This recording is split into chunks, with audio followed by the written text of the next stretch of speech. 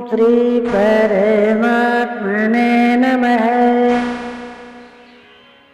अध्याय 4 श्लोक 39 से 42। श्रद्धावाल्लभते ज्ञानम् तत्परः संयतेन्द्रियः। ज्ञानं लब्ध्वा परां शान्तिम् चिरेणाधिगच्छति।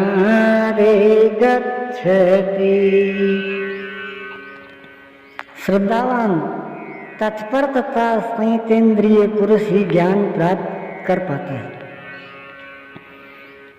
भावपूर्वक जिज्ञासा नहीं है तो तत्वदर्शी की शरण जाने पर भी ज्ञान नहीं प्राप्त होता। केवल श्रद्धा ही पर्याप्त नहीं है। श्रद्धावान शिथिल प्रयत्न भी हो सकता है। अतः महापुरुष द्वारा निर्दिष्ट पथ पर तत्परता से अग्रसर होने की लगन आवश्यक है। इसके साथ ही संपूर्ण इंद्रियों का संयम अनिवार्य है। जो वासनाओं से विरत नहीं है उसके लिए साक्षात्कार अर्थात ज्ञान की प्राप्ति कठिन है। केवल श्रद्धावान आचरणरत संयतेन्द्रिय पुरुष ही ज्ञान प्राप्त करता है। ज्ञान को प्राप्त कर वह तत्क्षण परम शांति को प्राप्त हो जाता है, जिसके पश्चात कुछ भी पाना शेष नहीं रहता। यही अंतिम शांति है। फिर वह कभी अशांत नहीं होता। और जहाँ श्रद्धा नहीं है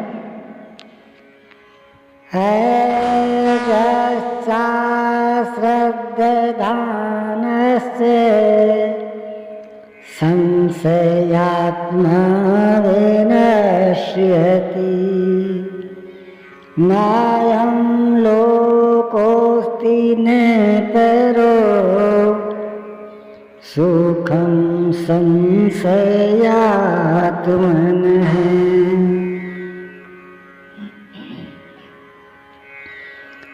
अज्ञानी जो यज्ञ की विधि विशेष से अनभिज्ञ है एवं श्रद्धा रहित तथा संशय युक्त पुरुष इस परमार्थ पथ से भ्रष्ट हो जाता है। उनमें भी संशय युक्त पुरुष के लिए न तो सुख है, न पुनः मनुष्य शरीर है और न परमात्मा ही।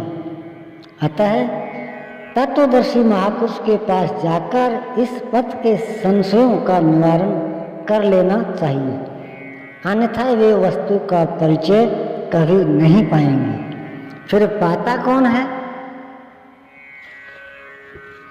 योग संन्यस्त कर्माणं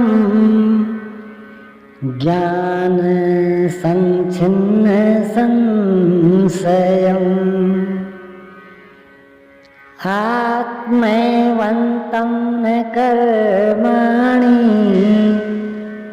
निबध्नन्ति धनञ्जय। जिसके कर्म योग द्वारा भगवान में समाहित हो चुके हैं, जिसका संपूर्ण संशय परमात्मा की प्रत्यक्ष जानकारी द्वारा नष्ट हो गया है, परमात्मा से संयुक्त ऐसे पुरुष को कर्म नहीं बांधते। योग के द्वारा ही कर्मों का शमन होगा, ज्ञान से ही संशय नष्ट होगा। अतः श्री कृष्ण कहते हैं तस्माद् ज्ञान संभूतं मृतस्थं ज्ञानासीनात्मनः चेत्त्वैनं संशयं योगम् आतिष्ठोत्तिष्ठ भारत। इसलिए भरतवंशी अर्जुन, तू योग में स्थित हो और अज्ञान से उत्पन्न हुए हृदय में स्थित अपने इस संशय को ज्ञान रूपी तलवार से काट युद्ध के लिए खड़ा हो। जब साक्षात्कार में वादक संशय रूपी शत्रु मन के भीतर है तो बाहर कोई किसी से क्यों लड़ेगा। वस्तुतः जब आप चिंतन पथ पर अग्रसर होते हैं तब संशय से उत्पन्न बाह्य प्रवृत्तियां बाधा के रूप में स्वाभाविक है। ये शत्रु के रूप में भयंकर आक्रमण करती है। संयम के साथ यज्ञ की विधि विशेष का आचरण करते हुए इन विकारों का पार पाना ही युद्ध है, जिसका परिणाम परम शांति है। यही अंतिम विजय है, जिसके पीछे हार नहीं। ओम श्री सद्गुरुदेव भगवान की जय।